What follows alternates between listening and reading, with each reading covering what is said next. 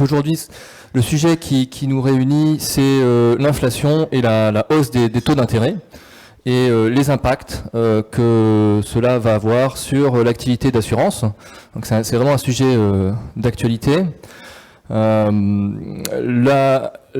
L'inflation a pris des proportions importantes depuis le début de l'année. On est tous concernés ces derniers mois dans notre quotidien par la hausse des prix. Qui a des effets d'ailleurs variés suivant les postes de dépenses, l'énergie, l'alimentation, les transports, les services.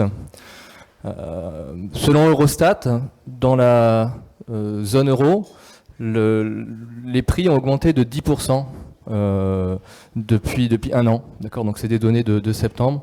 10% de hausse des prix en Europe, sur la zone euro, depuis un an. Donc c'est énorme, et avec évidemment des disparités. C'est une moyenne sur la zone euro avec des disparités selon les pays européens. Certains pays ont plus de 20% d'inflation, d'autres moins. Et la France tire son épingle du jeu, puisque le taux d'inflation constaté par Eurostat est de 6,2%, suivant le panier harmonisé, l'indice Eurostat, et 5,6% d'inflation enregistrée par l'INSEE sur une année en septembre. Donc cette inflation, effectivement, elle va nous intéresser à plusieurs titres, parce qu'elle va avoir un impact sur les tarifs. Et effectivement, elle va engendrer un changement dans la tarification, la gestion des risques. Elle est évidemment portée aujourd'hui par différents postes de dépenses. L'alimentation, par exemple, c'est un poste très important, 10% d'inflation. Mais au départ, portée par l'énergie, elle s'est étendue à tous les secteurs de l'activité en second tour, en fait, de l'inflation. Et donc, elle concerne maintenant tous les postes de dépenses. Alors, pour contrer cette hausse des prix, la Banque centrale a fortement augmenté ses taux d'intérêt. Comme vous le savez, on a eu 2 hausses significatives des taux directeurs. Un premier de 50 points de base en juillet, un second de 75 points de base en septembre. Donc, ce qui a conduit le taux de refinancement, le taux d'emprunt des banques commerciales auprès de la Banque centrale à un niveau de 1,25% en septembre. Et la Banque centrale a prévu d'augmenter à nouveau, de relever à nouveau ces taux. Enfin, on s'attend très probablement à avoir 75 points de base supplémentaires d'augmentation d'ici la fin du mois. Donc, ce qui porterait le taux de refinancement à 2%.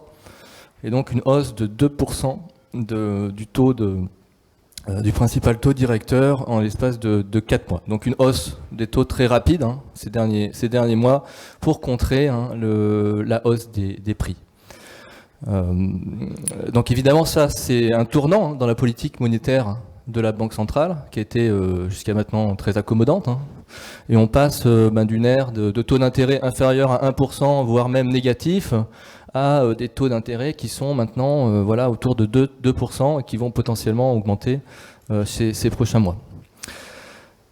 Donc cette hausse des taux, elle est pas forcément négative pour les assureurs. C'est pas forcément quelque chose de mauvais pour l'activité d'assurance. La question, c'est plutôt le rythme, la vitesse en fait, de cette hausse des taux et les mesures qui seront prises par les assureurs pour accompagner cette hausse des taux, faire en sorte de renouveler le stock obligataire pour pouvoir satisfaire la demande de rendement des épargnants, qui vont voir des taux élevés sur les marchés et qui potentiellement peuvent racheter leurs contrats, donc un risque de rachat lié à une vitesse élevée de la hausse des taux. Donc comment les assureurs vont prendre en compte cette hausse, comment vont-elles les accompagner cette hausse des taux. Donc c'est une des questions qui nous intéresse aujourd'hui. Évidemment, le fait de contrer la hausse des taux, la hausse des prix en augmentant les taux, ça va ralentir l'économie. D'accord, c'est l'objectif de la Banque centrale, ralentir l'économie pour faire baisser les prix. Mais ce ralentissement de l'économie peut nous amener à court terme en régime de récession. Donc là aussi, et potentiellement, si ça se fait trop vite, avec des bulles financières qui peuvent se dégonfler rapidement, potentiellement de la volatilité sur les marchés également. Donc voilà, dans ce contexte, le spectre de la récession et l'incertitude qu'on a sur l'évolution de l'inflation et de la hausse des taux nous conduit aujourd'hui à réfléchir, nous pousse aujourd'hui à réfléchir. Et dans ce contexte, en fait, quels sont les impacts potentiels pour l'activité d'assurance? Quel modèle il faut faire évoluer pour accompagner ces changements? Est-ce que les impacts sont les mêmes pour l'assurance vie, la non-vie, pour les différentes branches d'activité du secteur? Quelles innovations on peut mettre en place pour accompagner ces changements? Donc c'est les questions qui vont nous concerner aujourd'hui. Voilà, donc alors peut-être avant de démarrer la discussion, quelques rappels sur le format. Donc ça va être dans un premier temps, on va faire un petit tour de table entre les intervenants. Donc chaque intervenant aura 10 minutes pour s'exprimer sur cette problématique. Puis nous aurons une partie débat d'une demi-heure. Et enfin, une demi-heure de questions-réponses avec le public. Voilà. On va démarrer avec notre premier intervenant, Philippe Trainard. Donc, je rappelle que vous êtes professeur titulaire de la chaire d'assurance au CNAM et membre du Cercle des économistes. Philippe Trainard, selon vous, qu'est-ce qu'on peut avoir comme perspective sur l'inflation et la hausse des taux à moyen terme? Est-ce qu'il est dans cette incertitude, on a quand même quelques certitudes à exprimer, et quels sont les impacts selon vous de ces changements sur l'activité d'assurance? Merci beaucoup, hein. Et merci de m'avoir invité dans ce cadre très agréable et avec cette assistance. Peut-être un petit point, je crois, au fond, on a toujours l'impression que les choses sont désordonnées en économie et en finance et on a du mal à les interpréter. Je pense que les derniers mois ont été marqués par quelque chose de très spécifique. C'est pas la guerre en Ukraine qui détermine ce qui est en train de se passer sur les marchés, probablement sur l'inflation aussi. Il y a certes une incertitude sur l'inflation. Nous ne savons pas jusqu'où l'inflation va monter. Et je me souviens quand j'ai dit à mes collègues de SCOR, est-ce que, vous savez, l'inflation, ça va monter très probablement à 10%, voire et au-delà. C'était en avril-mai. Il y avait un petit sourire en disant, c'est encore ça, c'est les gens un peu cinglés, ces économistes, ils vous font toujours très peur. Bon, nous y sommes. La vérité, pourtant, c'est que je pense que le taux d'inflation qu'on va connaître dans les mois à venir est devenu secondaire parce qu'il s'est produit un très grand changement durant l'été. C'est que l'incertitude banque centrale a chuté. On ne savait pas très bien si la Banque centrale accepterait ou n'accepterait pas plus d'inflation pour sauver l'activité. Maintenant, nous savons que les banquiers centraux veulent combattre l'inflation. Et donc le marché réagit en conséquence. Il vous fait retourner vers l'objectif d'inflation dès l'année prochaine, à une vitesse absolument fulgurante que d'ailleurs je suspecte d'être quelque peu optimiste. Mais bon, laissons ce point de côté. Ce qui fait que la véritable variable sur les derniers mois est une variable qui n'a aucune loi de distribution statistique connue, qui est purement irakienne, n'est-ce pas? C'est que vont faire les banquiers centraux. Et là, non, on a 2 ou 3 banquiers centraux qui comptent, hein, celui de la Fédérale Réserve, celui de la Banque Centrale Européenne et celui de la Banque du Japon, éventuellement un petit peu celui de la Banque d'Angleterre, parce qu'il peut désigner en premier, on le voit très bien, les types de chocs auxquels peuvent être confrontées les banques centrales. Et donc, par là même, on a transformé, si vous voulez, l'univers du risque en un trade-off entre inflation et activité. C'est-à-dire plus l'inflation a tendance à s'accroître et nous sommes déçus sur les résultats d'inflation dans les semaines ou dans les mois qui viennent, plus, bien évidemment, l'activité va être massacrée parce que les marchés, les experts pensent que les banques centrales vont augmenter les taux d'intérêt pour contrôler l'inflation. Naturellement, et c'est ça la deuxième incertitude, c'est que ce petit jeu d'anticipation, il peut changer du jour au lendemain, parce qu'à un moment donné, on peut estimer que les dérapages de l'inflation sont tels qu'en fait, de facto, c'est que la Banque centrale a perdu le contrôle de l'inflation. Et à ce moment-là, vous allez voir disparaître ce trade-off, n'est-ce pas, entre activité et inflation. Donc je crois, par rapport au tableau que vous avez dressé, je crois qu'il faut avoir ça à l'esprit et que ça ne va pas se jouer dans les années qui viennent, mais dans les semaines ou les mois qui viennent, n'est-ce pas? Et donc, il faut toujours que vous ayez un regard sur ce qui se passe sur le marché et chez les experts et comment ils vont changer éventuellement leur opinion. Pour autant, éventuellement, le trade-off que je vous désigne, si la Banque centrale a en main l'inflation et si tout se déroule comme anticipé, notamment si l'inflation n'est pas plus élevée que ce que donnent aujourd'hui les swaps d'inflation, n'est-ce pas? À ce moment-là, au contraire, vous aurez la confirmation que c'était bien les bonnes anticipations et les choses se renforceront. Alors, bien évidemment, dans cet univers, il faut faire attention parce que l'année prochaine, il y a peut-être plus d'inflation. Si je suis les marchés financiers, l'année prochaine, j'ai presque plus d'inflation et j'ai actuellement des taux d'intérêt réels positifs. Naturellement, si c'est pas le cas, j'aurai une forte inflation et ex post, mes taux d'intérêt réels, au lieu d'être positifs, se révéleront négatifs. Et alors là, on reviendra à la vieille leçon des années Volcker. C'est pas les anticipations d'inflation qu'il faut regarder pour estimer les taux d'intérêt réels sur les marchés, mais c'est l'inflation effective au jour le jour. Et tant que les taux d'intérêt ne sont pas au-dessus de l'inflation réelle observée au mois le mois, il y a un problème. La politique monétaire peut être dite accommodante. Mais jusqu'à présent, telle n'est pas ni la croyance des experts, ni celle des marchés, mais c'est bien un des risques pour les mois à venir. Et donc, je crois qu'il faut raisonner en ces termes. Donc, l'inflation, on a quand même une incertitude. Elle est là, les 10% sont là.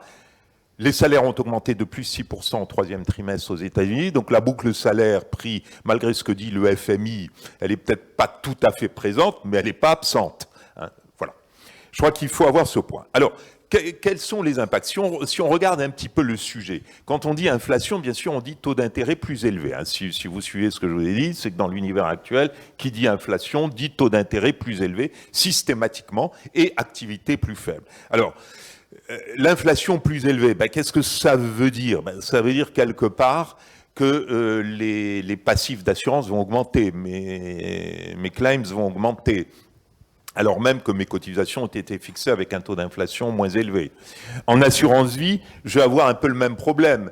Mes passifs vont avoir un peu tendance à augmenter, surtout ce que j'appelle les vrais passifs d'assurance vie, c'est-à-dire qui ne sont pas l'épargne vie, pardonnez-moi, beaucoup d'entre vous sont dans l'épargne vie, mais qui sont la mortalité, la longévité, la prévoyance, etc., qui sont du risque réel et du risque dur. Alors, je rentre pas dans le détail il y a plusieurs éléments qui vont faire augmenter ces passifs, n'est-ce pas?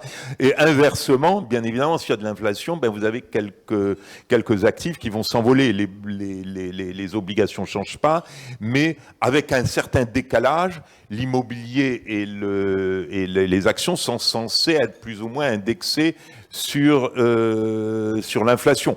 Pour autant qu'il n'y ait pas eu une bulle sur les actions qui se dégonfle avec ce qu'on va voir, et une bulle sur l'immobilier. Mais alors, donc au total, n'est-ce pas, vous voyez que l'effet, il va être plutôt un peu négatif. Au total, ce qui l'emporte, n'est-ce pas, c'est des effets plutôt négatifs sur les compagnies d'assurance, avec bien évidemment un effet diversifié vie-non-vie. Alors maintenant, si je prends les taux d'intérêt, qu'est-ce qu'ils vont faire? Ils ont un effet positif. Bien évidemment, si mes taux d'intérêt augmentent, mon taux d'actualisation augmente, donc mes passifs baissent. Et c'est vrai surtout en non-vie. C'est vrai en vie pour la partie plus réelle des risques réels de la vie. Inversement, la valeur de mes actifs baisse. Alors là, bien évidemment, selon la duration comparée de votre passif et de votre actif, si vos actifs sont plus courts que votre passif, ben votre actifness a tendance à augmenter et donc votre ratio de solvabilité se porte bien. Alors après ça, l'activité, l'activité c'est plus difficile à dire quelles vont en être les conséquences parce que ça va avoir une conséquence sur les revenus, donc quelque part sur l'assurance vie, ça veut dire une moindre souscription en assurance vie si des fois l'activité se ralentit. Et sur l'assurance non-vie, c'est plus incertain parce que l'assurance non-vie, y compris l'assurance vie réelle, alors que pour moi... mortalité, retraite, etc. Elle est plus sur les stocks que sur les flux. Hein. N'oublions pas qu'on assure les stocks. On assure des équipements, on assure la valeur humaine de la vie, on n'assure pas un revenu, ou assez peu, d'ailleurs la plupart des revenus qui sont assurés en France le sont dans le cadre de la sécurité sociale et de l'assurance chômage, hein, mais pas dans le cadre des mécanismes d'assurance classiques. Ce qui fait qu'au total, si vous voulez, si on prend ces trois effets, j'ai tendance à dire que sur la non-vie, c'est plutôt négatif, le total. Sur la vie, sur les passifs non-vie, c'est négatif. Sur les passifs vie, ça peut être positif, surtout si vous prenez en compte des engagements de long terme qui peuvent être forfaitaires. Hein. Si je vous dis que à votre mort, je vous verse 100 000 €, si c'est ça le contrat, s'il y a eu 20% d'inflation, merci mon Dieu, les actifs augmentent mais mes passifs, ils bougent pas. Donc un effet plutôt positif. Et sur l'investissement, c'est toujours la combinaison de ces trois facteurs est toujours négative. Ce qui fait qu'au total, je pense qu'il faut partir du principe que sur l'actif net, les effets sont négatifs, que sur la solvabilité, le ratio de solvabilité, en revanche, là, ça dépend un petit peu de votre business. Et là, pour moi, je dois rentrer dans les lignes de business avec peut-être une probabilité un peu plus forte que l'effet soit au total négatif plutôt que positif. Je pense. Voilà, si vous voulez, un petit peu comment je vois les effets de la configuration actuelle. Avec attention, quand on dit inflation, bien sûr, il faut avoir en tête qu'est-ce qui vient avec l'inflation. Et si ce sont des taux d'intérêt plus élevés et une activité plus faible, qui sont la contrepartie, il faut prendre l'ensemble de ces éléments en compte. Voilà, j'espère ne pas avoir abusé de votre pension et avoir résumé très très vite comment je vois la situation actuelle. Merci Monsieur Trainard, c'était très, très synthétique, on est pile poil dans les 10 minutes, merci beaucoup. On va se tourner maintenant vers Benoît Courmont. Merci beaucoup Monsieur Courmont pour votre participation à cette table ronde. Donc, je rappelle que vous êtes directeur épargne retraite patrimoniale chez AZ2R à la Mondiale. Et donc on va aborder avec vous les problématiques qui tournent autour de l'épargne et la retraite collective supplémentaire. Cette année, en regardant les chiffres de France Assurance enregistrés pour septembre, on constate qu'en fait il y a une légère décollecte sur l'année comparée à la même période l'année précédente. Alors cette décollecte, en fait, on aurait pu penser que ce soit accéléré ou qu'il y ait certains changements. Il y a eu l'augmentation du taux de livret A également qui a capturé un petit peu d'encours sur cette partie-là. Donc je vais avoir votre point de vue sur les perspectives en termes de collègues, de comportement des assurés sur l'assurance vie. Et puis, effectivement, comment les assureurs vont accompagner cette hausse des taux d'intérêt. Quels sont les leviers à leur disposition. Voilà. Merci beaucoup et merci beaucoup pour votre invitation. D'abord pour resituer d'où je parle, vous dire en 10 secondes à G2R La Mondiale ce qu'on fait. Sur la partie épargne retraite et patrimoniale, on fait deux métiers. On fait très peu d'assurance vie retail. Je le dis parce que du coup, ça peut avoir un impact sur mon analyse ensuite. On est sur deux grands métiers que sont la retraite, qu'elle soit individuelle ou collective, qui représente plus de 40% de nos encours aujourd'hui, tout ce qui est les PER de la loi PAC. Et puis une grosse partie d'épargne patrimoniale vendue par essentiellement des réseaux de banques privées partenaires, et donc plutôt du du haut de segment sur l'assurance vie et qui, en termes de comportement, n'a pas forcément exactement le même comportement que le retail. Ceci étant dit, on regarde aussi ce qui se passe sur le marché et sur alors ce que vous évoquez en termes d'évolution de la collecte. Il y a quand même un infléchissement sur les dernières semaines et derniers mois. On a eu un premier semestre qui était, après une année 2021 assez exceptionnelle en termes de collecte pour l'assurance vie, on a eu un premier semestre qui était dans la même veine que 2021 et même un peu en avance sur le premier semestre 2021. Clairement, depuis l'été, on voit un ralentissement. Les chiffres de France Assureur donnent, pour la première fois depuis un moment, une décollecte nette au mois d'août sur l'assurance vie. Et si je parle de chez nous, on commence aussi à voir ce ralentissement sur la collecte brute. Clairement, il y a pour moi deux effets. Ce qu'évoquait Philippe très à l'instant, c'est-à-dire il y a quand même une incertitude et un attentisme sur l'activité. Voilà, est-ce qu'on rentre en récession ou pas, et ça a forcément un impact sur la collecte d'assurance vie. Et puis la concurrence en fonction des marchés d'autres produits. Alors, sur le retail, peut-être que le taux du livret A à 2% est dans les têtes un peu tout le monde. Sur le patrimonial, clairement, on est aussi sur, même si c'est pas la même analyse, quand vous avez des dépôts à terme qui rapportent à horizon 3-4 ans, 3%, 4%, forcément, ça fait un peu de concurrence à l'assurance vie. Même si, il faut le rappeler, c'est pas l'objectif principal. Enfin, l'assurance vie a d'autres intérêts que simplement le rendement qu'elle apporte. C'est un produit spécifique avec son avantage successoral, avec son avantage fiscal, et qui demeure, et que ce soit assurance vie ou retraite d'ailleurs, sont des produits de long terme. Et donc, d'ailleurs, pour rebondir sur ce que disait Philippe Trainard, c'est bien de regarder le pic à un instant donné, mais on gère aussi sur la durée longue. Et donc j'entends beaucoup les remarques sur l'inflation qui est extrêmement importante en ce moment. Bon, on a servi des taux sur la partie euro ces dernières années quand l'inflation était à 0, qui était supérieure à l'inflation, peut-être probablement qu'on ne servira pas 10% sur les fonds euros en fin d'année, mais si on regarde sur longue durée, c'est aussi la stabilité de ce qu'on est en capacité d'apporter qui est attendue. Pour autant, sur le risque... Alors, cette hausse des taux, parce que j'ai parlé de la hausse des taux, sur l'assurance vie, c'est une bonne nouvelle.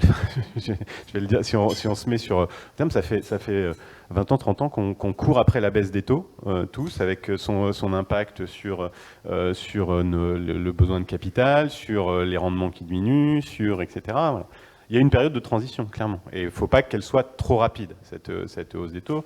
En ce moment, elle est un petit peu rapide. Voilà. Mais il ne faut pas qu'elle soit trop rapide. Mais comme c'était rappelé, l'impact sur la solvabilité des assureurs, il est très bon. Et la question, c'est comment on accompagne cette remontée des taux, avec un sujet qui n'est pas à négliger non plus. C'est que d'abord, si on avait eu la même conférence il y a un an, si on nous avait dit qu'on parlerait de taux une OAT 10 ans à presque 3%, je crois, hier, de taux d'inflation à 10%, économiste ou pas économiste, on aurait souri. Je pense il y a un an sur le sujet, c'était pas notre problématique. Donc il faut aussi savoir s'adapter. Et clairement, aujourd'hui, il y a une partie des gens en responsabilité qui n'ont connu que la baisse des taux depuis 20 ans, 30 ans, que la baisse des taux. Et donc on rentre aussi dans un environnement nouveau avec d'autres réflexes, d'autres analyses à porter. Et donc là, il faut aussi qu'on s'adapte à ça.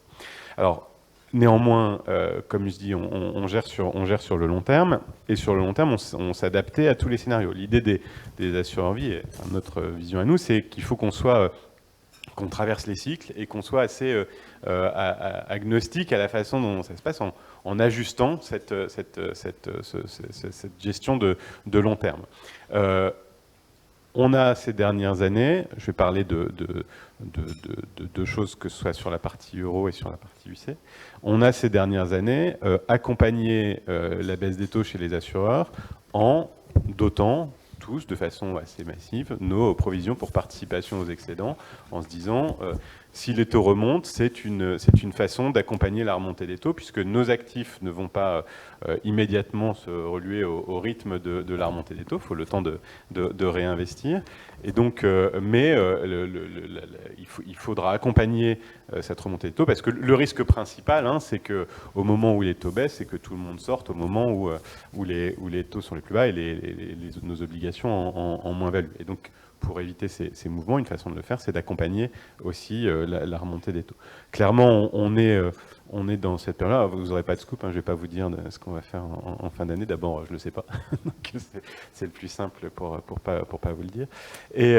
Mais néanmoins, oui, les discussions qu'on a en ce moment, c'est il va falloir utiliser cette PPE qu'on a, provision pour participation aux excédents, qu'on a dotée pour au moment de la remontée des taux. Les taux sont là, et donc on va l'utiliser. La question, c'est dans quel quantum et comment on accompagne, on accompagne, parce que c'est aussi, et je reviendrai sur le rythme, je ne sais pas non plus ce qu'il en sera dans 1 an, dans 2 ans, dans 3 ans, où seront les taux. Et donc, il faut évidemment accompagner, mais sans à-coup majeur. L'autre point sur cet accompagnement, c'est et dans toutes les questions, c'est est-ce qu'on dessert les contraintes sur la collecte en euros qu'on a eu tous ces dernières années. Clairement, je disais tout à l'heure que avec une OAT 10 ans à 3%, ça veut dire que et des spreads qui s'écartent un peu, ça veut dire qu'aujourd'hui, nos taux de réinvestissement obligataire, ils sont clairement entre 3,5 et 4% à l'instant où on se parle. C'est bien au-dessus du rendement obligataire moyen de nos portefeuilles d'actifs. Et donc, il y a un intérêt pour accompagner la revolution de l'actif à recollecter en euros sur l'assurance vie. Alors c'est là aussi, je dis dans des échanges avec la CPR, nous je crois que ça fait 5 ans qu'on a chaque année un courrier de notre autorité de contrôle qui nous invite à la modération sur les taux de participation aux bénéfices. Et donc chaque année, on a ce courrier nous disant, on vous rappelle le contexte compliqué, etc. Signé de son secrétaire général en charge de l'assurance, Patrick Montagnier. Et même Patrick Montagnier, qui aux assureurs récemment a expliqué vous avez de la PPE, utilisez-la, parce qu'on n'est plus dans la même logique. Donc avoir le discours de la CPR qui nous invite à accompagner cette hausse des taux, là aussi, on aurait ce discours-là, il y a 1 an, c'était pas le même. Donc oui, on va desserrer un peu la contrainte sur la collecte en euros, c'est sûr. Maintenant, 2 choses. 1, on ne va pas ouvrir les vannes en grand parce que je ne sais pas ce que seront les taux dans 2 ans. Et donc, si c'est pour collecter des taux à 3% et qui sont à 6 dans 1 an, 2 ans, je vais continuer à courir après. Donc, ça, c'est le premier point. Et deuxième point, quand je parle d'activité de long terme, l'intérêt du mix euro-UC pour le client sur le long terme, c'est quand même que quand on regarde sur le long terme, il y a un rendement sur la partie UC qui est meilleur pour le client. Et cette diversification qu'on a accompagnée, qu'on a expliquée pendant des années, elle change pas. Et donc, il faut... Voilà, on est dans un moment particulier. Oui, ça change un certain nombre d'éléments, mais ça ne remet pas en cause le discours global sur l'assurance. Sur la partie UC, en revanche, ce que ça peut changer, c'est le type d'unité de compte qu'on va pouvoir offrir. Et clairement, on est aussi en train, en particulier sur la partie patrimoniale, de structurer des choses. On est le 13 aujourd'hui, on sort une offre demain, qui permet une offre structurée en UC qui pourra garantir 10% à 3 ans. Voilà, parce que avec des taux à un peu plus de 3% annuels, forcément, on arrive à faire des choses qu'on ne faisait pas il y a quelques mois, et donc à créer aussi un intérêt sur cette partie. Donc, ça change pas mal, l'environnement change pas mal, l'intérêt pour l'assurance vie reste là, le niveau de la collecte risque d'être un peu impacté dans les mois qui viennent, plus par le niveau d'activité que par l'intérêt de l'assurance vie en tant que tel. Merci beaucoup Benoît Cournon pour cette analyse. On va passer maintenant la parole à Sébastien Kuntz. Merci beaucoup Sébastien Kuntz d'avoir accepté notre invitation. Donc je rappelle que vous êtes directeur de l'Actuaria Group chez Groupama Assurance Mutuelle. Vous êtes aussi responsable de la fonction actuarielle. Donc dans ce contexte économique en changement, quelles évolutions à mettre en place sur l'Actuaria ? En particulier, est-ce qu'on a des mécanismes qui vont être différenciés suivant qu'on considère les branches courtes ou les branches longues? Quelle couverture, quelle stratégie de couverture adopter, sachant que la réassurance, dans le contexte actuel, est très chère, parce que les réassureurs, comme vous le savez, sont pas seulement impactés par l'inflation, mais aussi par une hausse de la sinistralité, liée en partie au dérèglement climatique. Voilà, donc quelle est votre vision sur ces questions, Monsieur Kuntz ? Oui, merci beaucoup de m'avoir invité. Alors le groupe Groupama fait de la vie et de la non-vie, mais je vais représenter aussi aujourd'hui la non-vie, mais je pourrais participer au débat sur les effets de la vie, puisqu'on a beaucoup d'épargne prévoyance au sein de GGVie, mais là je parlerai surtout de la non-vie. Alors c'est vrai que l'inflation et la hausse des taux, ça a un impact sur la non-vie. Et c'est, comme l'a dit Philippe Trainard, c'est mitigé. Je pense qu'il faut, ça dépend de la branche d'activité, ça dépend dans quel référentiel on se place. Il y a le référentiel économique, le référentiel comptable, surtout comptable français, qui sont pas forcément, vont pas toujours dans le même sens. Et ça dépend aussi du stock. Enfin, il faut séparer ce qui se passe sur le stock et ce qui se passe sur la nouvelle production. Et donc en fonction de la branche, c'est pas du tout la même gestion. Je commencerai par les effets un peu négatifs qui sont sur les provisions techniques, où là, c'est du stock. On a une hausse des prix, donc on a une hausse du coût qu'on devra payer à nos clients. Là-dessus, à nos assurés. Là-dessus, on touche plus de primes, donc si on n'a pas suffisamment de provisions techniques, en tout cas, c'est des pertes sèches. Donc ça, c'est le premier point, c'est qu'on a tout un stock à rattraper et la hausse des prix est clairement là-dessus une très mauvaise nouvelle. On l'a vu, le prix des pièces détachées peut atteindre 10%. En construction, le coût de la construction peut faire 15-20%. Donc toutes les sinistres qu'on a encore ouverts vont se prendre du côté dommages entre 10 et 20% d'augmentation. Donc ça, faut déjà trouver le moyen de compenser ces pertes. Et on peut se demander si le tarif peut compenser ces pertes, le tarif des affaires nouvelles peut compenser ces pertes. On a ça sur nos passifs non-vie, mais on a aussi cet effet-là sur toutes les rentes qui sont issues des passifs non-vie, que ce soit les rentes prévoyance ou les rentes de droit commun. Puisque là, c'est des choses qu'on avait un peu oubliées. C'est vrai que moi, quand je faisais des calculs de solvabilité 2, le risque de révision sur les rentes, c'était une hausse de 3%, on ne savait pas trop qu'est-ce que ça représentait. Et puis là, on a eu, au mois d'août, une mauvaise nouvelle, c'est que, une mauvaise nouvelle, on l'a tous, c'est qu'il faut revaloriser les rentes de droit commun de près de 5% à effet rétroactif 1er juillet. Pour anticiper la hausse des prix. Donc on sait que le risque de révision sur les rentes, il existe, et là, ça va être une perte pour les assureurs. Alors il y a des moyens, effectivement, il y a des moyens un petit peu de compenser ces choses-là. Donc il y a l'allocation actif-passif. C'est vrai que si on avait des actifs qui étaient plus sensibles à l'inflation, a priori, ou des OATI ou des choses comme ça, les prix vont monter. Donc ça permet de couvrir une partie des risques. Mais comme on était dans un environnement taux bas avec une inflation maîtrisée, en général, on a pris, il y a très peu d'obligations indexées sur l'inflation dans les portefeuilles. Donc l'atténuation est relativement faible.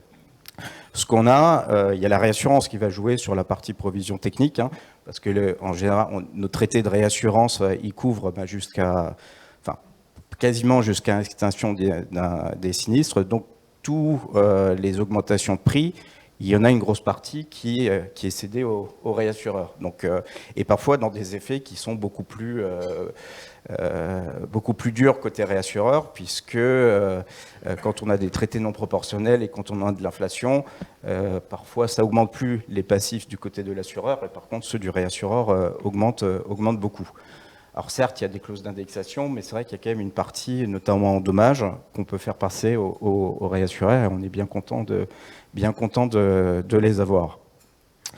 Après, ça dépend aussi sur le stock, ça va dépendre aussi du référentiel dans lequel on se place. Hein. Dans le référentiel économique, effectivement, ça va augmenter les coûts. Mais d'un autre côté, on va aussi faire plus de produits financiers. Donc quand on va actualiser les flux, on va aussi réduire notre passif. Et ce qu'on constate aujourd'hui, c'est que l'effet taux d'actualisation est plus fort que l'effet inflation. Donc alors ça dépend des projections d'inflation qu'on fait, mais si on fait des projections de surinflation plutôt à court moyen terme, l'effet taux est beaucoup plus fort que l'effet inflation. Et dans les comptes, d'ailleurs dans les comptes sociaux, c'est pas tout à fait pareil dans les comptes sociaux. C'est que normalement dans les provisions techniques, il faut qu'on intègre l'inflation. Donc là on a dès t égale 0 une hausse de nos sinistres. En revanche, la hausse des taux elle est beaucoup plus limitée puisque on utilise la moyenne du TME sur les 24 derniers mois. Ce qui fait que là, effectivement, cette année, ça commence à monter, mais on n'est pas au niveau des 3% tel que le fait au niveau économique. Donc, on a un déséquilibre, on peut avoir la hausse de l'inflation directement dans nos provisions techniques et que partiellement la hausse des taux. Donc, on va dire dans le référentiel social, aujourd'hui, l'impact est plus fort que dans un référentiel IFRS, solvabilité 2 ou IFRS 17. Sur la tarification, alors là c'est un nouveau jeu pour les actuaires. C'est vrai que l'inflation, et dans le provisionnement, je reviens sur le provisionnement, c'est aussi un nouveau jeu parce que quand on faisait notre triangulation, voilà, on projetait avec Chainleader sans se poser trop de questions sur quelle était l'inflation sur le passé. En général, on utilisait 10 ans d'inflation, donc on était à des niveaux bas. Donc projeter l'inflation, c'était relativement simple puisqu'elle était dans le triangle. Là, aujourd'hui, si on fait du Chainleader, que ce soit avec des paiements ou des charges, clairement, on projette l'inflation passée. Donc, on projette entre 1 et 2%, alors que on a 5, 10, 15% pour cette inflation. Donc, il faut qu'on révise nos méthodes. On ne peut plus faire que du Chainleader et on est obligé de corriger nos projections par des projections d'inflation. Sur la tarification, là aussi, on avait oublié ce que c'était l'inflation. 1 ou 2% par an, c'était pas grand-chose. Et là, maintenant, il faut intégrer, il faut faire des prévisions d'inflation dans le futur, parce que dans beaucoup de cas, surtout chez les mutualistes, l'équitancement est annuel et est au 1er janvier ou au 1er avril. Donc finalement, il faut, pour bien gérer une année de souscription, il faut qu'on ait des anticipations d'inflation sur l'année à venir, au moins sur les branches courtes et à plus long terme sur les branches longues. Et là, comme l'a dit Philippe, il y a une énorme incertitude sur ce que va être l'inflation dans le futur. Alors c'est vrai, quand on regarde les swaps inflation, le pricing du marché, dès 2023, tout va bien. Et donc, dans la tarification, on aurait tendance à dire, tout va bien, je prends la moitié de l'inflation connue en 2022. Le problème, c'est que les marges en assurance non-vie sont quand même relativement faibles. On tourne tous avec des combine ratios entre 95 et 100%. Et se tromper d'un point d'inflation, c'est perdre un point de marge, donc de profitabilité.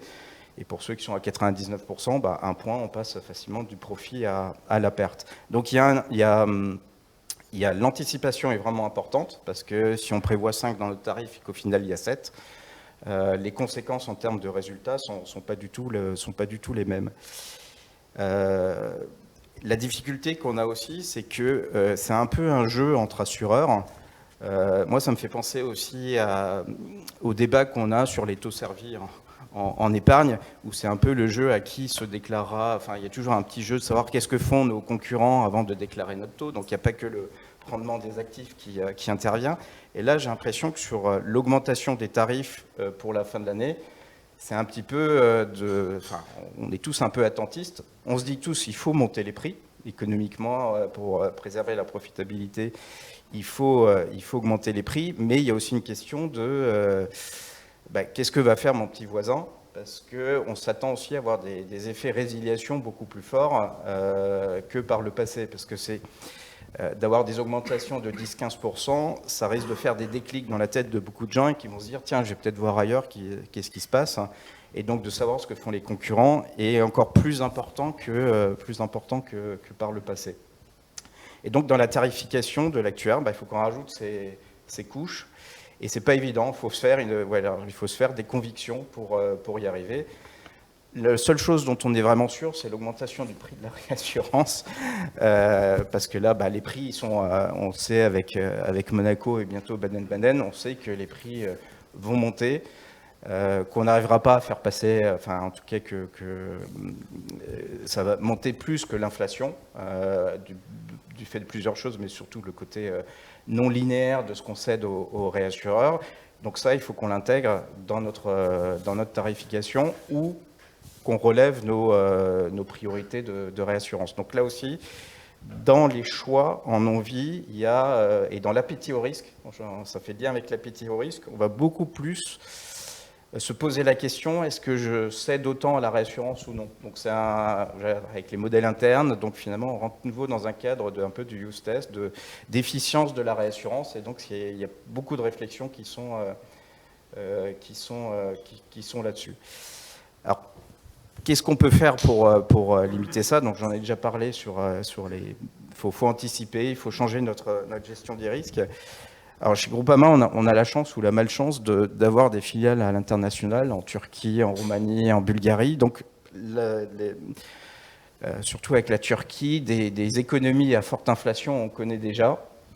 Donc on a une petite expérience. Alors déjà, c'est vraiment du mise à jour des tarifs au jour le jour. Hein. C'est quand on a une inflation comme en Turquie qui est du 4,5 par mois, on ne peut pas attendre 6 mois avant de remettre à jour les tarifs. Donc il y a vraiment être plus dynamique. Alors là, il faut effectivement pouvoir le faire avec des capacités informatiques, mais en tout cas, les compagnies d'assurance qui sont agiles peuvent remettre à jour plus facilement le tarif. Et là, ils ont tenté quelques initiatives comme acheter des forwards sur les pièces détachées. Donc utiliser leur centrale d'achat en disant je vous achète des pièces détachées à tel prix fixé. Et ça, alors, moi, ça m'étonne un peu, mais a priori ça marche, c'est qu'effectivement ça permet de figer le coût des pièces détachées. Alors je ne sais pas si ça se fait en France, mais effectivement de faire un peu de bloquer les prix en négociant avec nos fournisseurs, c'est un bon moyen. Et malheureusement, l'autre moyen, c'est la gestion des frais généraux, puisque les frais généraux, c'est aussi une des variables qui rentre dans le ratio combiné. C'est essayer d'être encore plus performant que par le passé, c'est-à-dire faire plus avec moins. Et en tout cas, ce qu'on s'attend, c'est que les salaires, en tout cas a priori dans l'assurance, je n'ai pas l'impression qu'ils vont suivre, qu'on aura 7% d'augmentation de salaire. Donc ça permet aussi un petit peu d'atténuer les choses. Merci beaucoup, Monsieur Comte, pour votre analyse. Je pense qu'effectivement, vous avez dressé un tableau tous les trois sur différents aspects de la problématique. Je vous propose qu'on passe dans une phase de débat. Et je ne sais pas si vous avez des remarques à faire sur les interventions des uns et des autres. Moi, j'ai peut-être sur l'intervention de M. Comte sur la question des tarifs. Effectivement, est-ce que l'effort doit être aussi porté sur le calcul du juste prix pour le tarif, sachant que avec la perte du pouvoir d'achat, les assurés vont être très attentifs effectivement sur les tarifs. Est-ce que de ce côté-là, vous développez des solutions innovantes ou vous mettez en place certaines stratégies pour améliorer, effectivement, vous avez dit la projection de l'inflation. Est-ce qu'il y a d'autres aspects liés à ça? D'améliorer l'efficience aussi dans la gestion sinistre, détection de la fraude, donc vraiment réduction un petit peu de la partie frais généraux. C'est vrai que ce qui nous inquiète, alors il y a la concurrence. Alors en France, on a l'avantage d'avoir des assurances obligatoires comme la RC Auto, hein, c'est des grosses primes, où finalement les gens vont être obligés de s'assurer. Et donc finalement, quelque part, on sait qu'il y a un matelas de primes qu'on aura. Après, voilà, il y a la concurrence, on peut perdre des affaires. Et je pense qu'à court terme, dans les réflexions qu'on a, c'est aussi l'impact de l'inflation sur l'utilisation du véhicule. Alors, on a eu la crise du Covid, on ne pouvait pas utiliser son véhicule, donc voilà, il y a eu un petit peu des gains techniques supplémentaires. Quelque part, avec la hausse du prix de l'énergie, de l'essence, les incitations au télétravail pour réduire la facture énergétique, quelque part, ça aura aussi un impact. Donc il y a aussi ce genre d'anticipation qu'on peut avoir dans les tarifs pour de se dire, on va faire des gains techniques par la moindre utilisation. Sinon, l'autre aspect, c'est là où on a des vraies craintes, c'est finalement sur les assurances non obligatoires, parce que c'est beaucoup plus simple de les résilier et de prendre moins de garanties. Donc c'est vraiment de développer le service à côté, pour essayer de retenir nos clients, ajouter des services de prévention. Alors on joue pas mal sur le changement climatique, hein, mais c'est aussi le moment effectivement de proposer nos services en termes de gestion des risques sur ces sujets. Donc c'est développer un petit peu les actes de côté pour retenir nos clients. Je peux juste rebondir sur un point c'est votre remarque sur payer le juste prix pour l'assuré qui me fait réagir. Alors pas sur la non-vie, je connais moins. Il y a un point dans le groupe dans lequel je suis sur lequel on a une tension aussi, c'est toute la partie santé prévoyance. Sur la partie santé, le juste prix, c'est dans les deux sens en fait. Il faut que le client paye le juste prix. Ça fait des années, c'est sur ces dernières années, que notamment par la pression des pouvoirs publics demandant aux assureurs de ne pas augmenter leurs tarifs en santé parce que les complémentaires santé gagneraient beaucoup d'argent et autres. Aujourd'hui, il y a un décalage entre le vrai prix de ce que ça coûte et les tarifs qu'on a. Et donc là, on va être dans une phase assez compliquée où il va devoir y avoir ces ajustements de tarifs pour payer le juste prix en complément de l'inflation. Moi, je m'attends à ce que dans les mois qui viennent, l'impact sur les tarifs en santé soit sensiblement à la hausse. C'est très bien. Peut-être, si vous m'autorisez, quelques remarques sur les deux interventions de M. Courmont et de M. Kunz que je trouve excellentes. Bien évidemment, on aurait envie simplement de dire, bon, on va pas passer 10 minutes là-dessus, mais on va passer quelques heures. Mais je me permets. Je pense quand même que sur l'épargne vie, il y a un vrai sujet d'adaptation et de modernisation des produits, probablement de plus de flexibilité. On est trop resté au fond dans cette idée, l'assurance vie prend le relais de l'ancien livret A, et maintenant je pense que à la fois les consommateurs sont un peu plus avertis, demandent un peu plus et un peu plus de sophistication. Et deuxièmement, on peut plus donner comme ça des garanties en capital. Enfin, il faut être honnête. C'est à la prochaine crise financière, ça va être un nightmare pour les assureurs vie s'ils ne s'adaptent pas. Ce qui ne veut pas dire qu'il ne faut pas donner de garantie en capital. Mais est-ce que c'est à 100%? Est-ce que c'est pas à 100%? Donc, il faut plus de flexibilité. Ce dont j'arrive pas à bien me rendre compte, c'est est-ce que ça dépend de la réglementation? Est-ce que ça dépend de l'assureur? Jusqu'à quel point, ou est-ce que ça dépend du contrôleur d'assurance aussi lui-même qui peut avoir un droit de regard.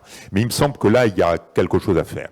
Sur la partie, ce que j'appelle assurance plus réelle, moins financière, c'est-à-dire la vie réelle, retraite, comme chez AG2R, prévoyance, santé, ou la non-vie traditionnelle, je dirais quand même, dans les circonstances actuelles, en termes de stratégie, attention aux risques longs. Les risques longs sont extrêmement dangereux. Et avant de souscrire du risque long, il faut quand même regarder si on a le capital pour les souscrire et peut-être faut-il un peu plus de capital que par le passé. Voilà, c'est un point d'interrogation, mais je pense que c'est une vraie question. Troisième point, la hausse des taux, oui, c'est positif. Alors on dit elle est un petit peu rapide. La vraie question, n'oublions jamais que normalement, si nous avons un problème de solvabilité dans une compagnie d'assurance, il suffirait d'augmenter les tarifs pour le résoudre. C'est simple comme bonjour. Il n'y a qu'un petit problème, c'est que vous avez des concurrents. Voilà, s'il n'y avait pas de concurrence, je ne connais qu'une seule boîte en situation de monopole, un seul assureur en situation de monopole qui a été en faillite, c'est l'assureur jamaïcain. Historiquement, je n'en connais pas d'autres, peut-être vous en connaissez d'autres, moi j'en connais pas.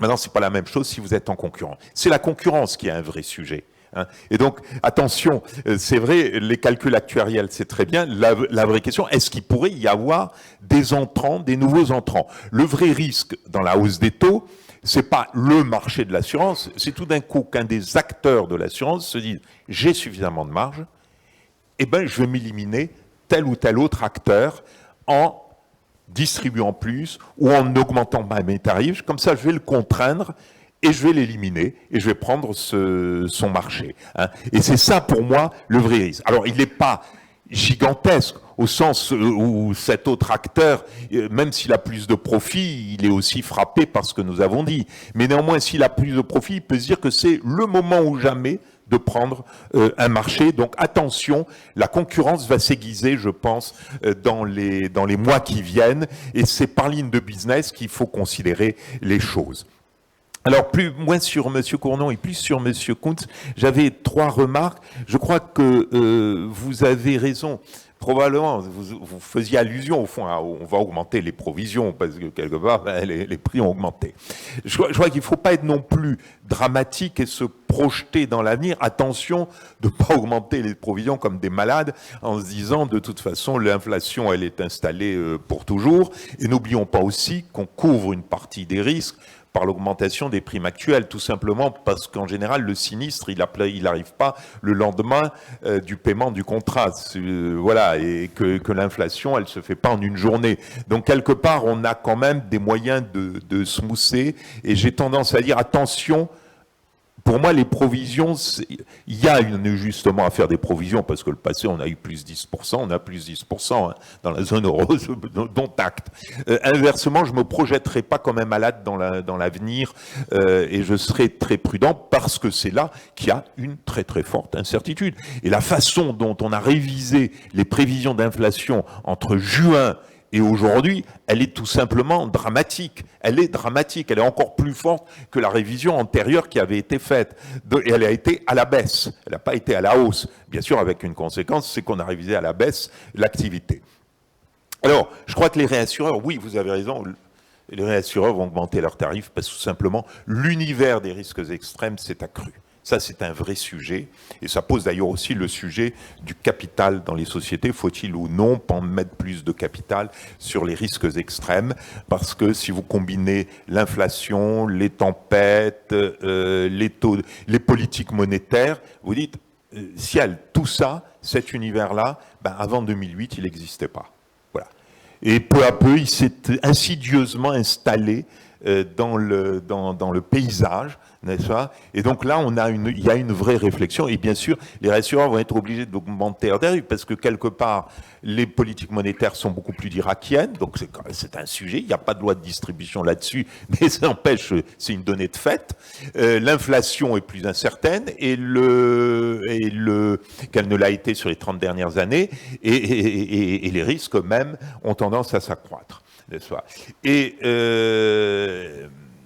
Et donc c'est ça ce qui m'amène un petit peu par rapport justement, je balancerai pas totalement l'univers antérieur des chain ladders où on se reproduisait dans le passé, parce qu'on voit bien que les marchés se disent, au fond les banquiers centraux vont tout faire pour retourner à l'ancienne normalité en termes d'inflation. Donc oui, ils vont faire tout nécessaire. Bien évidemment, vont-ils y réussir? Ça, c'est un petit peu une autre question. Et ça nous laisse encore très ouverts. On revient sur la tarification des risques longs. Qu'est-ce qu'il veut réagir? C'est comment? Ouais, juste sur la partie innovation produit. Parce qu'on s'y attelle évidemment. Dans les freins que vous évoquez, Pour moi, aujourd'hui, c'est pas finalement l'assureur ou le contrôle le plus gros frein. Les deux plus gros freins, c'est quand on fait de l'innovation produit avec un peu plus de complexité, moins de garantie, etc. Il y a deux freins. Un, c'est d'abord sa capacité à le comprendre par nos conseillers qui doivent le distribuer, parce que c'est d'abord eux qui vont devoir le vendre.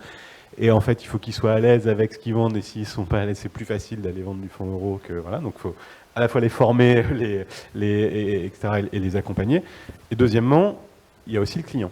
Et je prends un exemple des dernières années, l'euro-croissance, même s'il revient, et que l'environnement actuel certainement va lui redonner des couleurs, mais c'était dans sa première version quelque chose qui était juste incompréhensible par le client et invendable. Et donc même si c'était techniquement très intelligent et très bien pensé, juste ça n'a pas rencontré son public. Donc, oui, on travaille à l'innovation. Revenir sur la juste valeur, parce que je ne l'ai pas mentionné, mais on se pose aussi pas mal la question du partage de la richesse entre l'actif et le passif, parce que en non-vie, finalement, la hausse des taux est plutôt positive, puisqu'on va placer les primes qu'on reçoit, on va les placer à 3-4% plus les spreads, donc on fait mécaniquement et à court terme des produits financiers supplémentaires. Et autant quand les taux étaient bas, j'allais dire le partage de richesse, voilà, il était... on remontait, j'allais dire, à l'actionnaire plutôt les produits financiers, et les gains techniques étaient là pour le capital, autant avec des taux de rendement qui pourraient être à 4-5%. Il y a quand même la tentation de desserrer les contraintes techniques. Hein. On avait tous, réduit nos combine ratios en dessous de 100, alors qu'il y a 20 ou 30 ans, on était allègrement au-dessus de 100 parce qu'on est les produits financiers. Là, on change aussi. Enfin, est-ce qu'on va changer de paradigme ? C'est toutes ces questions qu'on se pose, puisque voilà, il faut peut-être partager la richesse et donc donner une partie des produits financiers à nos assurés, à nos sociétaires. Et là aussi, c'est des réflexions un peu stratégiques, parce que, comme beaucoup, on n'a connu que des environnements où on était assez bas, où finalement ce partage était relativement évident. Là, ça va dépendre, je pense, entre les mutuelles, entre les sociétés capitalistiques, puisqu'on n'a pas forcément les mêmes objectifs de dividendes ou d'augmentation de capital, mais c'est aussi une manière de compenser la hausse des prix, et qui va peut-être aussi effectivement au-delà des nouveaux entrants, mais faire la différence entre les assureurs l'année prochaine et dans les années à venir. Est-ce que je crois que c'est un point très important que vous soulignez, si ce n'est qu'il y a un petit codicile à ajouter tout de suite, c'est qu'aujourd'hui, même avec 3-4% de rendement des actifs, on est largement en deçà de l'inflation, notamment de l'inflation de la zone euro. Donc au fond, le partage de la richesse, c'est plutôt, j'allais dire, en anticiper. Si les choses se passent comme les experts et les marchés le pensent, la question du partage de la richesse devient très importante. Et vous avez raison, il faut l'avoir résolu un peu avant. Mais c'est vrai qu'Itkantunc, je me garderai de trop partager la richesse parce que, a priori, nous sommes encore sur des rendements réels Itkantunc qui sont négatifs. Alors, si je prends les anticipations de marché, ils deviennent positifs, mais si je prends l'inflation courante, ils sont largement négatifs. Non, tu as tout à fait raison. Alors ça, c'est le débat qu'on a avec les commerciaux, parce qu'effectivement, le commercial, il voit, vous faites beaucoup plus de produits financiers, donc il faut baisser. Mais c'est pour ça que la discussion, elle est entre les commerciaux et les directions financières, parce que c'est pas si simple. On est quand même, comme tu l'as dit, en négatif. Alors, sur cette question de l'innovation produit, effectivement, il y a peut-être des choses à faire. Monsieur Coumont, vous avez évoqué tout à l'heure cette offre avec des garanties sur les UC. Est-ce qu'il y a des choses à faire aussi effectivement sur la stratégie light capital? C'est vrai que ces dernières années, l'épargne, certaines stratégies ont été mises en place pour orienter l'épargne vers les UC.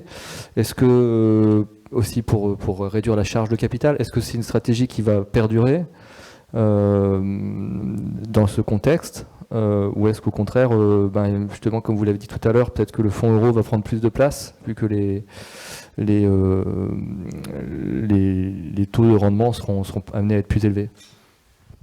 Alors, comme je disais tout à l'heure, c'est pas le discours sur le long terme et sur l'intérêt. Enfin, il y a l'intérêt client, l'intérêt de l'entreprise, etc. L'intérêt, pour moi, l'intérêt et client et l'intérêt de l'entreprise d'avoir une part en UC importante, elle reste là. Pour le client, comme je l'ai expliqué, sur le long terme, si on regarde avoir une part de risque en termes de rendement, ce sera bénéfique pour le client. Et donc, quand on est sur des produits, si je regarde nos produits de retraite, c'est des durations au-delà de 15 ans. Donc, avoir une part de risque, et en particulier si on regarde les grilles de gestion par horizon, etc., ça me paraît absolument essentiel et dans l'intérêt du client.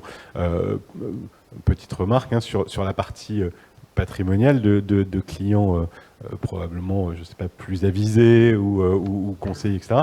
En ce moment, les arbitrages continuent à être d'euros vers l'UC. Je pense que certains voient des points d'entrée sur le long terme aujourd'hui qu'ils considèrent intéressants. Donc ça reste, je pense, un intérêt pour le client. Pour l'assureur, il y a deux aspects si je regarde sont très clairs. Il y a l'aspect capital et il y a l'aspect rentabilité du produit ramené à ce capital. Vu de l'assureur, oui, le capital est un peu plus faible sur la partie UC. Si je me projette à court moyen terme, avec la hausse des taux et les taux servis à devoir augmenter, je pense que nos marges sur la partie euro, elles vont aussi diminuer. Donc on peut avoir un intérêt convergent à maintenir une part d'unité de compte dans nos produits.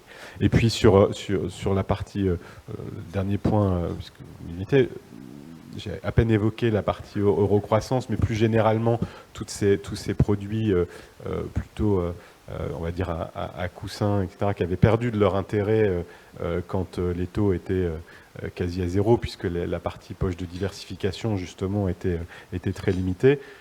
Clairement, avec les niveaux de taux aujourd'hui, ça mérite qu'on re-regarde. Voilà, certains assureurs se sont lancés. Nous, on y réfléchit aussi. Ok. Oui, M. Traînard.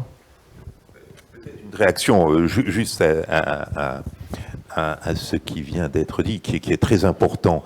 Je pense que quelque part, il faut un petit peu sortir de la dichotomie UC-euro, c'est-à-dire passer plutôt vers un continuum que vers un monde dichotomique. Au fond, on aurait deux types de produits, l'un presque sans capital, l'autre avec du capital. Et je pense que quelque part, le client évolue. Alors bien sûr, comment suivre le client, ça c'est un tout petit peu plus compliqué parce que le client est un peu contradictoire. En plus, bon, il peut recourir devant le juge, ce qui ne facilite pas nécessairement les choses.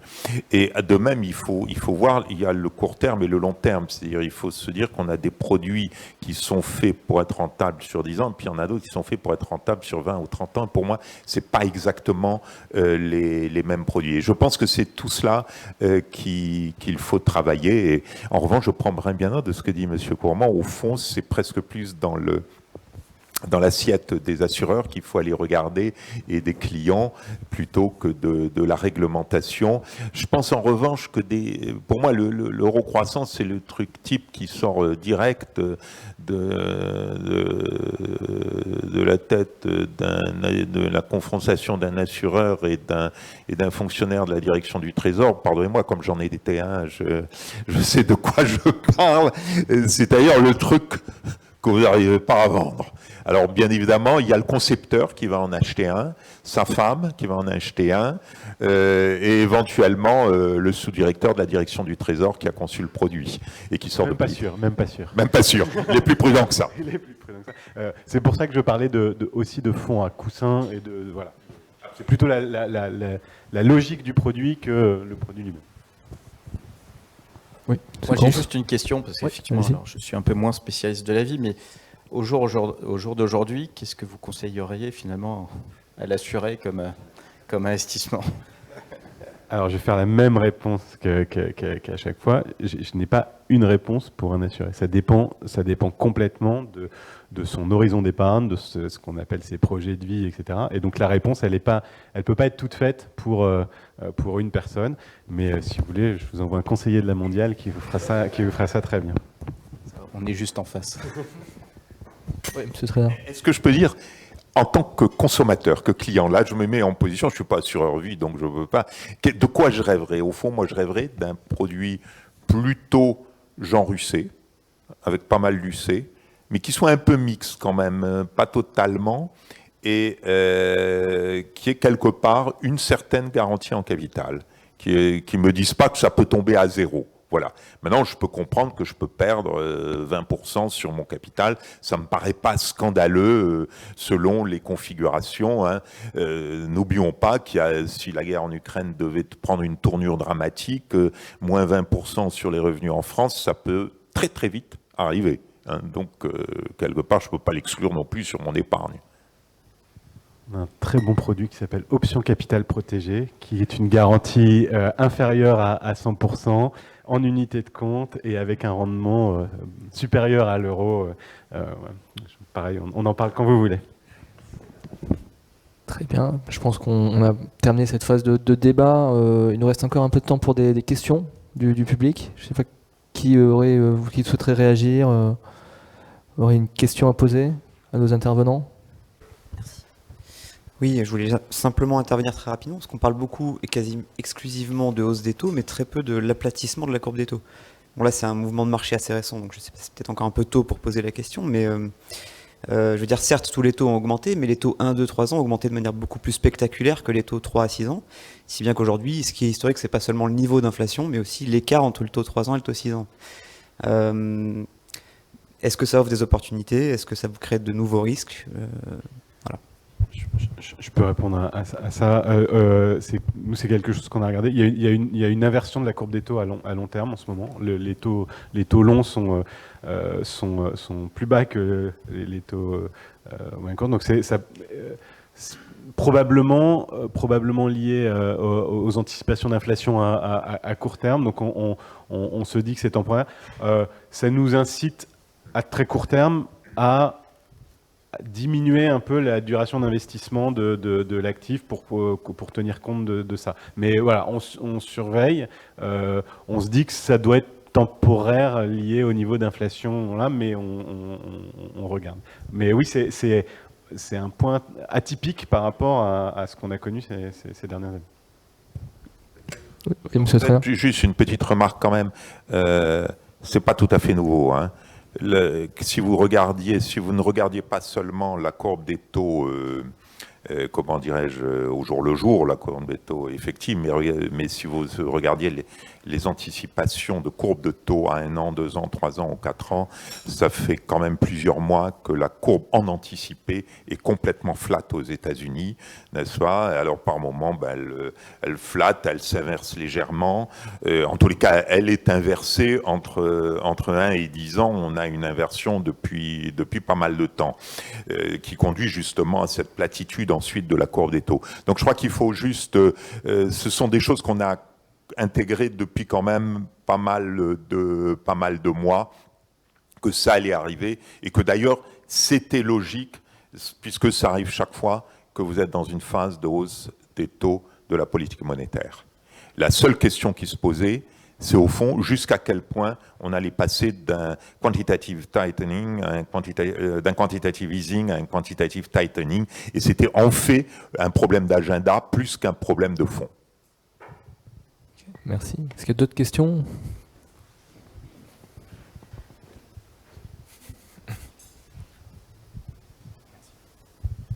Alors tout d'abord, merci pour ces interventions, c'était très, très intéressant. J'ai une petite question au niveau du PER. Du coup, on voit que en ce moment, c'est assez dynamique. Et étant donné aussi le contexte favorable offert par les FRPS, je me demandais est-ce que finalement, ça ne vient pas faire un petit peu de la concurrence interne à l'assurance vie? Alors, environnement favorable du FRPS, faut faut le regarder parce que c'est le discours qu'on avait beaucoup quand les taux étaient bas. Puisqu'on parlait de solvabilité. Quand les taux sont hauts, l'environnement solvant est un peu moins favorable que celui sur le 2. Donc c'est pas, mais ça offre une plus grande stabilité dans le besoin de capital etc. Mais on n'a pas aujourd'hui, en termes de capital, l'avantage qu'on pouvait imaginer il y a quelques mois sur le sujet. Mais ça offre une plus grande stabilité. Sur le produit en tant que tel, moi je pense que c'est un petit rééquilibrage. C'est-à-dire que l'assurance vie était utilisée par beaucoup de nos concitoyens comme un produit pour préparer sa retraite, avec un frein par rapport au produit de retraite qui était mais je ne sais pas ce que sont les aléas de la vie, ce que je peux en avoir besoin pour un gros investissement, en l'occurrence la résidence principale, et puis quand j'arrive à la retraite, je ne sais pas, etc. Et donc finalement, le côté tunnel des produits de retraite qui existaient je rentre en phase de cotisation et je sortirai en rente, et donc je suis pour 40 ans au moins bloqué dans ce tunnel, était un frein aux produits de retraite. Finalement, le fait d'avoir ouvert la possibilité de sortie en capital pour rachat de la résidence principale et la possibilité de sortie en capital au moment de prendre la retraite a levé dans l'esprit de certains concitoyens un peu ce frein. Et donc, une partie d'entre eux qui utilisaient l'assurance vie pour la retraite bascule sur le PER. Donc oui, ça prend une partie, mais donc ça prend une petite partie. Vu qu'on fait pas mal de retraites, moi ça me va bien. Et après, il y a aussi le dynamisme propre du produit qui devient intéressant et qui a aussi attiré. Si on regarde les derniers mois, alors l'activité était dynamique, mais l'assurance vie est restée à un bon niveau et le PER était extrêmement dynamique dans sa collecte. Donc ça peut prendre une petite partie, mais ça ne va pas cannibaliser totalement l'assurance vie. Oui, c'est Trina. Juste rajouter que si effectivement il y a un flou entre PER et assurance vie, parce que c'est vrai que beaucoup de gens utilisent l'assurance vie pour la retraite et puis se disent au fond c'est une épargne à la fois de précaution, de retraite, et le caractère multifonction de l'épargne ne doit jamais être sous-estimé. Regardez, toutes les études l'ont montré sur l'épargne américaine par exemple, où justement on a des produits retraite très très très précis. Ceci étant, ce qu'il faut savoir, c'est que la réforme qui a voulu être faite, n'est-ce pas, du système unique à points, ce que j'appelle Macron 1, la réforme retraite Macron 1, et puis et donc les interrogations qu'on a sur la réforme retraite Macron 2, Macron 1, c'était très clair, les cadres supérieurs allaient voir leur retraite baisser. Comme elle devait déjà baisser de par toutes les règles et les réformes qui avaient été mises en place, ça pose un vrai problème de quel est le revenu de substitution des cadres élevés, c'est-à-dire à partir, on parle de peu de cadres, mais quand même, ils jouent un rôle dans l'économie française et probablement dans l'alimentation de l'assurance vie et des PER, c'est-à-dire des gens qui gagnent plus de 10 000 euros par mois. Et là, on passait à des taux de remplacement qui n'avaient plus rien à voir avec 50%, quoi. On passe à des 40, 30%, ce qui veut dire un changement radical du niveau de vie au moment du passage à la retraite. Et là, il y a un vrai sujet qui n'est pas bien préparé ou qui n'est préparé que pour les cadres exécutifs des boîtes qui ont souvent des retraites d'entreprise. Merci. Est-ce qu'il y a d'autres questions? Oui. Merci à tous pour vos interventions très enrichissantes. J'ai une question pour Monsieur Kunz. Dans votre intervention, vous parliez de la révision des tarifs, notamment en Turquie. Cette révision, elle porte uniquement sur le new business ou est-ce que, il y a des avenants qui ont été émis, pour impacter aussi le stock, les tarifs du stock. J'ai lu quelque part en fait qu'il y avait pas mal d'inflation en Turquie, notamment avec des taux qui vont quelquefois jusqu'à 83%, et du coup impacter que le new business. Est-ce que c'est vraiment efficace, sachant que la hausse de l'inflation actuelle peut être juste conjoncturelle et se stabiliser par la suite autour de 2%. Voilà. Et quelle est la propension, je ne sais pas si vous avez un instrument de mesure de la propension des assurés et des prospects pour ce type de produit inflaté là, en Turquie notamment. Merci. Non, en fait, c'est toujours, enfin, les augmentations de tarifs sont toujours à la date de renouvellement du contrat. Il n'y a pas d'augmentation de la prime dans l'année.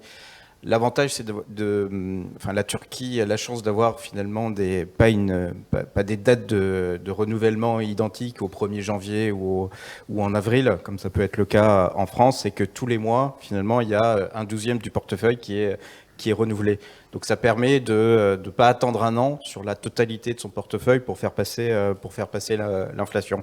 Et ce qui compte, c'est un peu un marché comme l'Angleterre où finalement, il faut être au prix du marché, on va dire, à chaque renouvellement. Il n'y a pas les plus anciens qui ont un tarif plus haut que les plus jeunes, c'est que de toute façon, ça se renouvelle tous les ans. Donc le tarif doit être time to market tout le temps.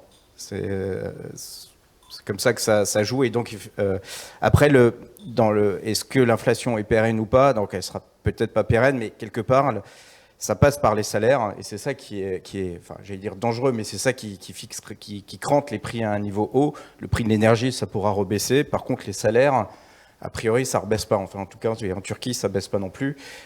Donc, une fois que les augmentations de salaires ou les salaires minimaux sont crantés, enfin, ce serait une révolution, mais a priori, il n'y aura pas de baisse de salaire. Donc l'inflation, le gap, les plus 10% là qu'on a, ou si les salaires font plus 5%, il reviendra jamais à zéro. Donc de toute façon, les prix resteront à un niveau, plus élevé. Donc c'est un peu la question qu'on pouvait se poser avant la guerre en Ukraine. Quand l'inflation commençait à monter, donc plutôt le troisième trimestre l'année dernière, est-ce que c'était un feu de paille, juste avec les prix de l'énergie et les conteneurs de transport qui avaient augmenté. Et là, on pouvait s'attendre effectivement à des prix qui rebaissent et donc de ne pas devoir finalement augmenter les tarifs. Là, depuis la guerre en Ukraine et les augmentations du SMIC, on sait que de toute façon, les prix sont crantés à plus 5% en haut déjà. Merci. Est-ce qu'il y a d'autres questions? Merci. Une question plutôt pour Monsieur Courmont, j'imagine. Vous évoquiez tout à l'heure la difficulté, ou en tout cas les aspects concurrentiels de la fixation du taux de participation au bénéfice cette année en inversion de cycle. Depuis 3 ans, il y a une nouveauté, hein, il y a une force de rappel quelque part avec l'utilisation de la provision pour participation aux excédents dans les fonds propres éligibles. Comment est-ce que vous voyez ce nouveau critère dans les décisions d'une entreprise? Alors, je peux répondre pour la mienne. Ça a été, enfin, l'idée, c'était en période de taux bas, quand même d'aider la solvabilité des entreprises et donc d'accompagner cette partie. Là, on est dans autre chose. Donc, à partir du moment où les taux remontent, là, ça soulage la solvabilité des assureurs vie.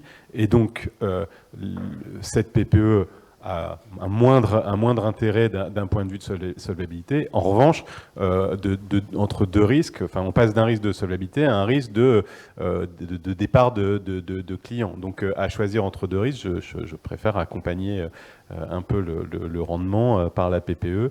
Voilà, pour moi, on est rentré dans autre chose. Après, encore une fois, par rapport au débat qu'il y avait tout à l'heure entre quelle utilisation partage de la valeur, nous sommes dans un groupe mutualiste paritaire, le résultat de l'entreprise, etc., il est là pour avoir la solvabilité. Si j'ai moins de solvabilité, si j'ai moins de besoin de solvabilité, j'ai aussi besoin de moins de résultats. Voilà, on adapte plus facilement, on n'a pas d'actionnaire à rémunérer. Donc, je ne sais pas si ce sera la même chose partout, mais voilà, en tout cas, la réflexion que nous, on a en ce moment. Merci beaucoup. Est-ce qu'il y a d'autres questions? Oui.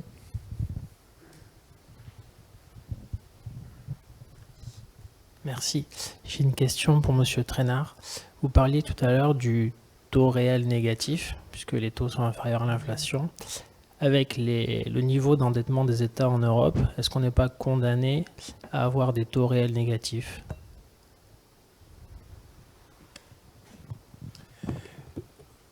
Je ne crois pas qu'on soit condamné. Si vous disiez qu'on est condamné, ça veut dire que la politique monétaire serait asservie à la politique budgétaire.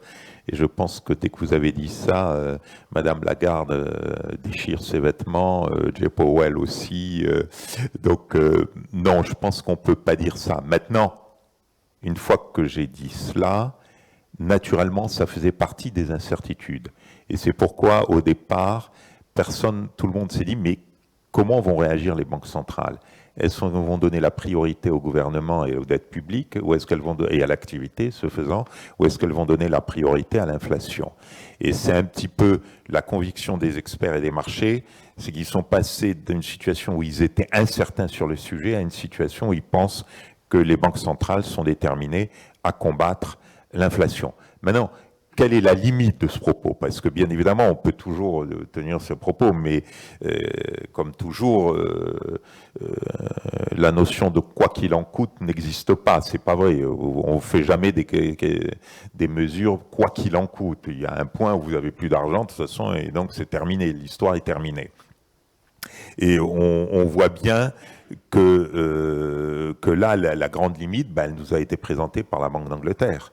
Quand tout d'un coup, la livre s'est effondrée à la suite du projet économique de Liz Truss qui a été présenté et qui creusait le déficit dans des proportions extrêmement élevées, la livre s'effondre et la Banque centrale s'est mise à racheter des titres publics.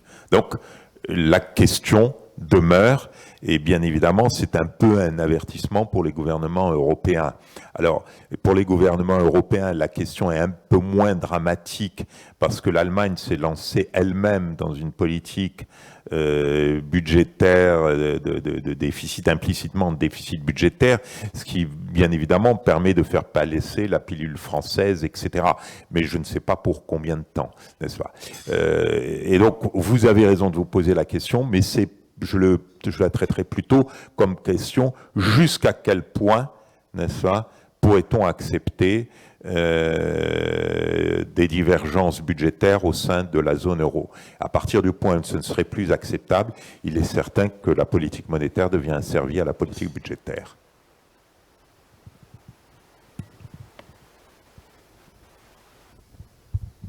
Merci. Est-ce qu'il y a d'autres questions? Merci. J'ai une question pour M. Courmont. Vous parliez en fait dans votre intervention de l'adoption de la PPE, l'adoption naturelle de la PPE pour accompagner la baisse des taux, en vue de lisser dans le temps la richesse distribuée aux assurés.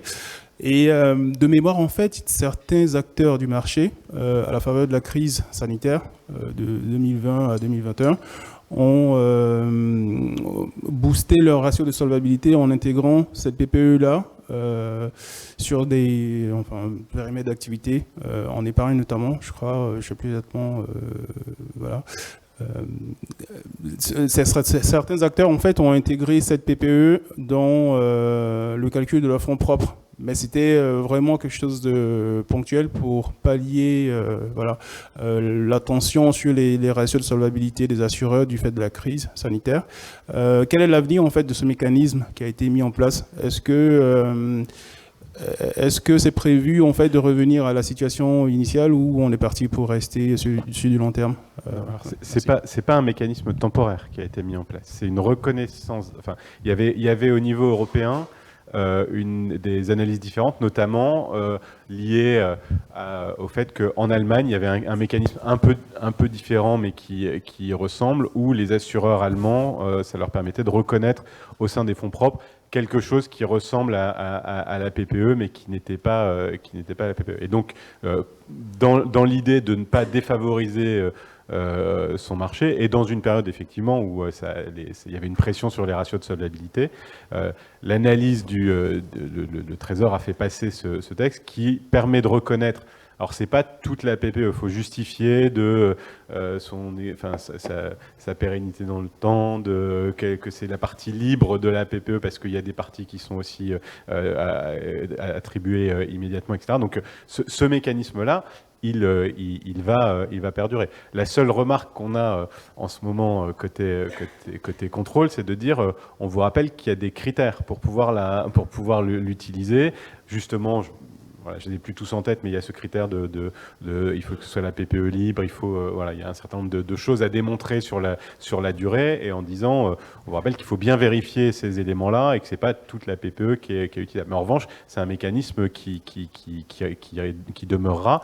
Ce que je disais juste avant, c'est que, en revanche, entre avoir cette PPE pour un besoin de fonds propres ou cette PPE pour accompagner la remontée des taux, en 8 mois, on a changé, je pense, de paradigme sur le sujet, et que là où on en avait plutôt besoin pour un aspect soutenir la solvabilité, on en a plutôt besoin pour un aspect soutenir la rémunération des contrats des clients. Merci. Peut-être une dernière question, parce que le temps avance. Je ne sais pas si quelqu'un souhaite poser une question. Ouais, Habib. Bonjour à tous, merci pour votre intervention. Je vais poser une question un peu naïve. Vous avez dit que le risque le plus important, c'est le risque de rachat, le risque de la concurrence. Et donc, j'aurais tendance à dire, dans ce cas, est-ce qu'il faut rentrer dans une logique de fidélisation, c'est-à-dire faut que les acteurs puissent concevoir des produits qui vont plus fidéliser, quitte à écrêter la marge des assureurs, ou bien c'est un peu dangereux ou pas? Je pense que le problème des risques de fidélisation, ils sont justement, en tous les cas en assurance vie, puisque vous parlez de l'assurance vie, le rachat, je peux toujours acheter mon contrat, donc sauf à ce qu'il y ait une fiscalité, comment dirais-je, dissuasive, je n'aurai pas de problème de ce côté-là. Pour moi, la vraie question, c'est jusqu'à quel point les assureurs vie vont vouloir rentrer en concurrence les uns par rapport aux autres. Aujourd'hui, je vois plutôt un secteur qui est assez prudent parce qu'il estime que l'avenir n'est pas clair et donc personne n'a envie d'aller gaspiller ses cartouches pour se lancer dans la concurrence en se disant peut-être que dans 6 mois, la configuration macroéconomique sera totalement différente.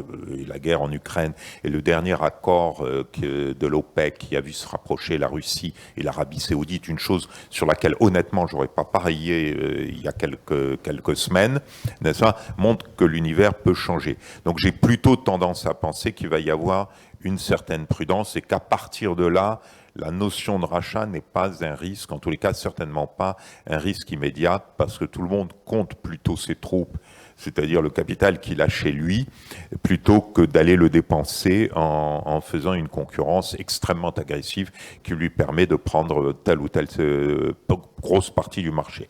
Maintenant, je n'exclus pas que sur certaines lignes de business très spécifiques, où certains acteurs estiment avoir un avantage comparatif très fort, ils ne soient pas prêts à faire l'investissement de sous-tarifer temporairement pour gagner énormément de parts de marché, n'est-ce pas? Et je le vois peut-être plus d'ailleurs dans l'assurance non-vie ou dans la partie réelle de l'assurance vie, c'est la couverture de la mortalité, etc., que dans l'épargne vie. Mais je me trompe peut-être, mais comme ça, d'intuitivement, c'est ce que je dirais. Très bien, j'espère que quelqu'un souhaite réagir. Oui, c'était très rapidement, effectivement. Jusque-là, on faisait quand même des optimisations sur les majorations tarifaires qui étaient contenues. Là, c'est encore plus prégnant, c'est qu'il faut qu'on augmente nos tarifs. Et donc, il faut encore avoir des algorithmes un peu plus performants pour allouer la bonne augmentation de tarifs aux bonnes personnes en fonction de l'élasticité. Donc ça, c'est effectivement, ça renforce encore le besoin de travailler là-dessus. Après, sur la concurrence, nous, on commence à le voir en Italie. Il y a beaucoup d'assureurs qui ont beaucoup de provisions techniques et qui vont faire l'impasse sur une augmentation tarifaire, en tout cas cette année. Et donc la concurrence, elle joue en fonction de comment la richesse accumulée dans le passé va être utilisée. Mais est-ce que c'est gagnant ou pas, on verra bien, mais c'est vrai qu'on voit que ça dépend de la richesse initiale des assureurs dans la façon dont elles vont appréhender la hausse de l'inflation.